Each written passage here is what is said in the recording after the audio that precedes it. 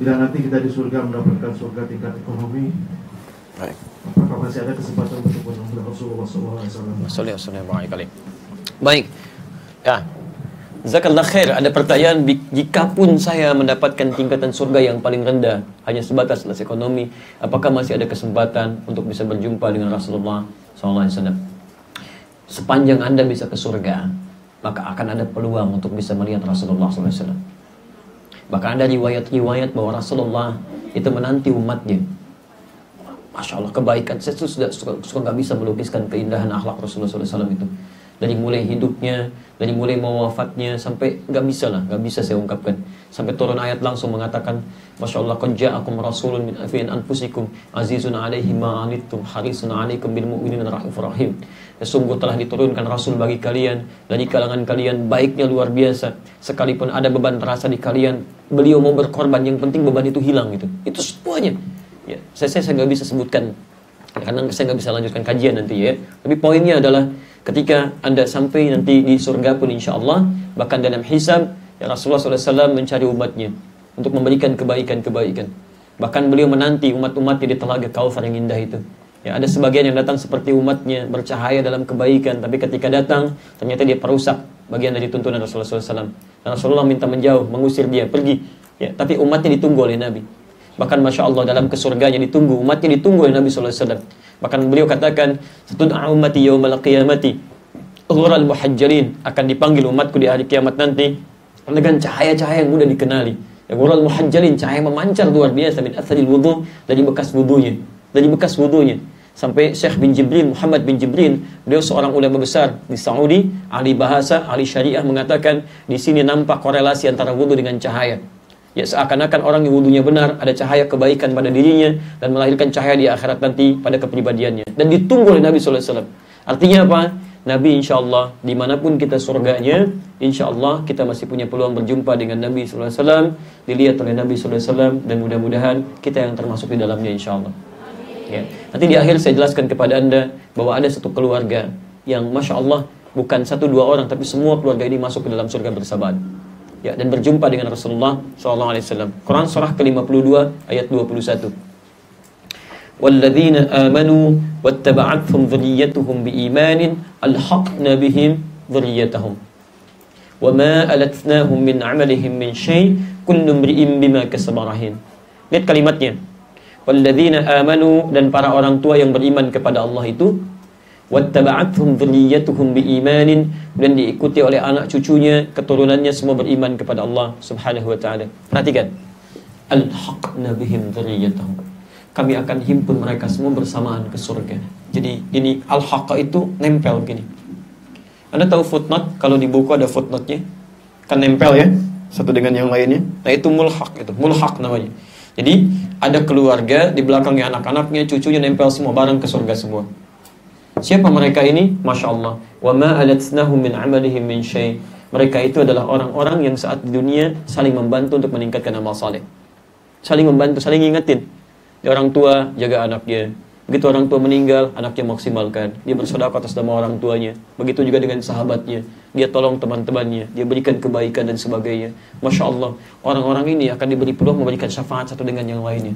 Dengan amalnya. Jadi masuk dia ke dalam surga, dia mulhaq di situ. Ya. Yang paling menarik, ini poinnya. Mohon maaf ya. Kullum ri'im bima kasabarahin. Tapi itu pilihan. Kata Allah, saya nggak paksa. Kalau Anda pengen silahkan. Kalau enggak juga masing-masing. Ya, maka ada orang tua yang mulai menyiapkan saat yang lainnya berlomba untuk mendapatkan dunia. Kursus yang bahasa Inggris, bahasa Jepang, bahasa Mandarin, bahasa macam-macam kursus dia luar biasa untuk dapat dunianya.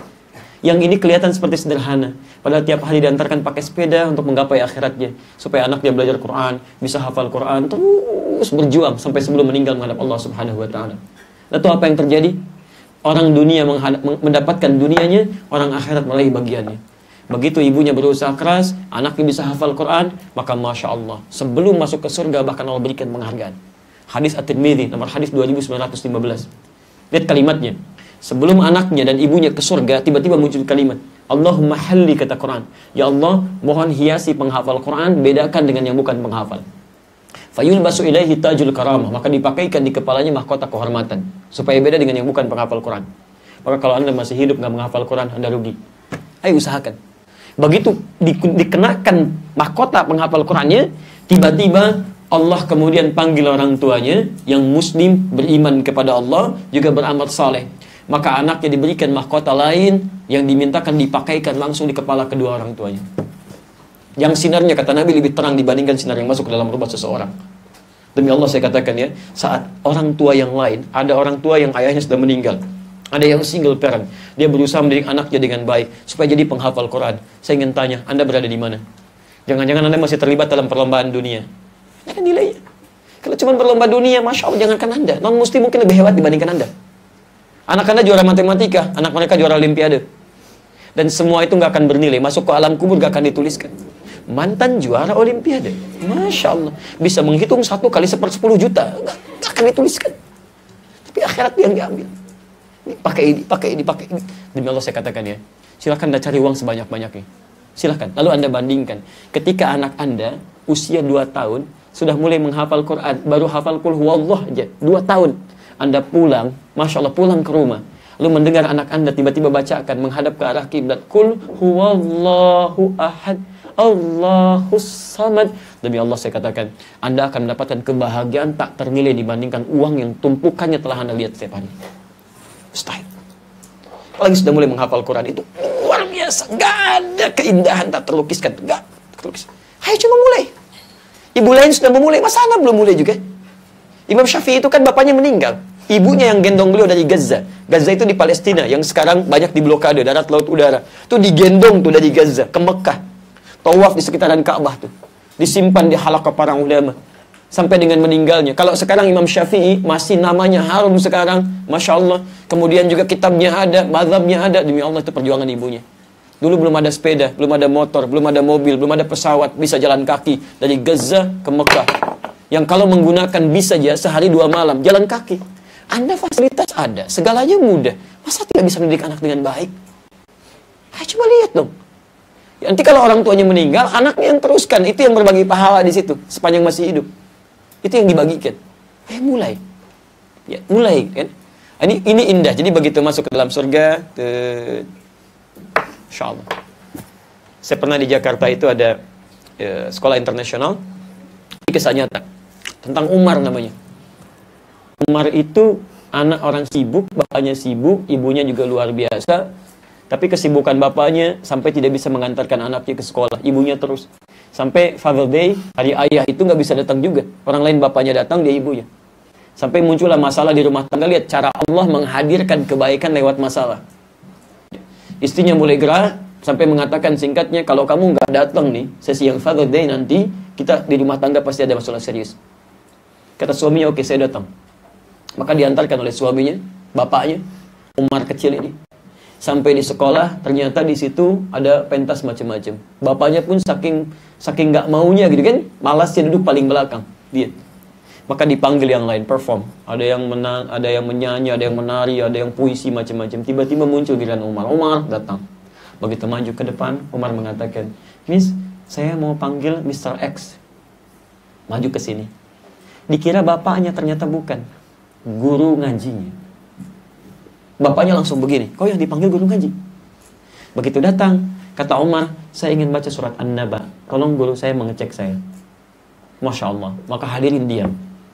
Maka dicek, kata gurunya, Umar baca. Mulai baca. Amma yatasa'alun anin naba'il azim. Setelah sekian ayat, gurunya mengatakan, cukup Umar, sekarang baca. Ayat 39, ayat 35, ayat 30, ayat 20, ayat 25. Masya Allah, lancar semuanya. Baik, setelah diam seperti itu, kemudian si misnya itu takjub, bertanya dia, kagum. Umar kenapa memilih membaca Al-Quran? Yang lain kan performnya ada yang menyanyi, ada yang menari, ada yang puisi. Lihat ini.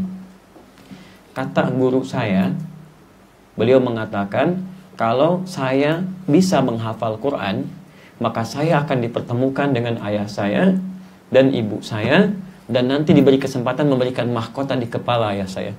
Sampai hari ini papa itu sibuk sekali, gak pernah punya waktu untuk saya.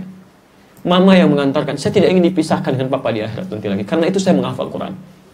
Maka dari situ tiba-tiba bapaknya bangun menangis, dipeluk anaknya, dibawa pulang ke rumahnya.